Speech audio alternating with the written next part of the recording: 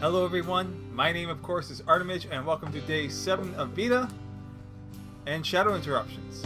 As mentioned recently, I do animal training, particularly dogs. When you're training dogs, something to keep in mind is there are very different kinds of training for different kinds of dogs. Your typical household pet will not need the response and discipline and precision that a typical working dog or service animal will. That being said, some more stringent methods can result in happier, compatible animals. Now, stringent doesn't mean anything like striking or positive punishment trainings of such a regard. The most I do in terms of positive punishment for my dog is I will grab at his neck to say, hey, I'm getting your attention. You need to listen to me now. But another form of positive discipline I do stand behind and have used is in the form of training collars. This particular one here is from PetSafe. It's good up to 300 yards and provides various forms of stimulation. One is simply an audible tone. You push one button and it just emits a tone. That tells the dog whatever you want it to. Typically you're going to train them using that collar in a certain way. So in this case I will train it as, I want you to pay attention to me. I want you to return to me if you're a distance away. It does also have two other modes. One is a vibration, which can be used as an intensity sort of thing, saying you're not responding to what you're being told or the beeping or whatever it is. This is the warning before we step up measures. Third measure is the typical one. As you can tell from these prongs here that will make contact with the dog's skin, it does provide static discharge. Now the potential level of static discharge in these can be painful. There's no doubt to that.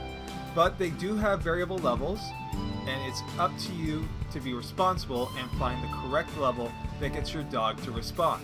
The way that they recommend doing this, and I stand behind as well, is place the collar on your dog, make sure the contacts are touching the dog's skin, and just start at the lowest setting and hit the trigger until you see your dog respond. Typically what you're going to see is they'll look towards where the collar is located. So if it's on this side of the neck, they're going to jerk their head to the right, saying, hey, what's over there? If it's on the left, you'll get that side instead, etc., etc.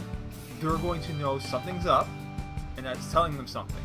As an example, I'm going to go ahead and use this on myself to show just how mild it can be.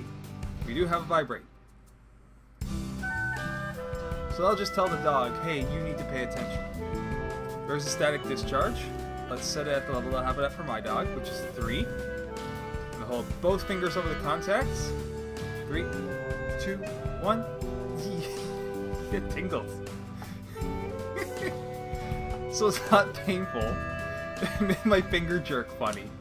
As a plus side, if you have multiple dogs that need training at the same time, you can set up a collar for more than one dog. You can't see very well, but there's a dog 2 icon here, dog 1 here. Dog 1 is obviously for the collar it comes with. Dog 2 you'll have to sync separately. The idea behind these collars is not to harm your dog.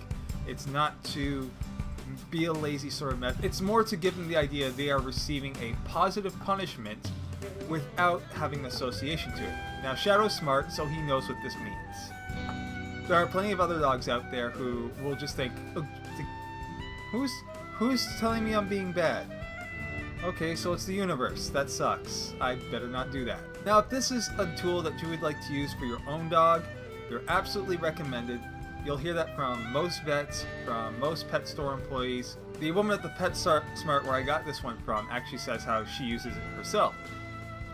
Again, I'm not unfamiliar with them, just been a while since Shadow's had one. So if you have a pet store in your area like a PetSmart where you're not sure about what would work best for your animal, bring your dog, talk to the people there, and they'll certainly be able to help you with recommendations. I will absolutely stand behind anything with PetSmart because they are variable. So thanks so much for watching what essentially wound up being a product review. Until next time, take care of yourselves and each other and your fuzzy little jerks, and I'll see you tomorrow.